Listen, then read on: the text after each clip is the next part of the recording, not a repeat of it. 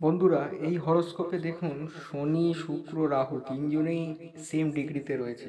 লগ্নপতি শুক্র দশমে বসে রয়েছে এবং যোগকারক শনি অর্থাৎ চতুর্থ পঞ্চমপতি কেন্দ্রকোণের মালিক শনি সে শুক্রকে দেখছে। ইটস আ ভেরি পাওয়ারফুল রাজ্য এবং ধনযোগ। এবং রাহু এখানে পঞ্চম ভাবের কোলট, সে নবম ঘরে তুঙ্গ হয়ে বসেছে এবং তিনজনেরই 1 ডিগ্রি। এক্ষেত্রে এই তিনটের মধ্যে কোনো একটা প্ল্যানেট একটু উইক হয়ে যাবে। তো কে উইক সেটা পরে বলছি, তার আগে দেখুন এই হরোস্কোপে রাজযোগ এবং ধনযোগে ভরা। প্রথমত দেখুন এখানে দশমপতি চন্দ্র পঞ্চমে বসে রয়েছে। It's a very powerful Rajyoga for career. বৃহস্পতি এখানে তার মূল ত্রিকোণ রাশিতে বসে রয়েছে তুঙ্গ রাহু কেতুর সাথে।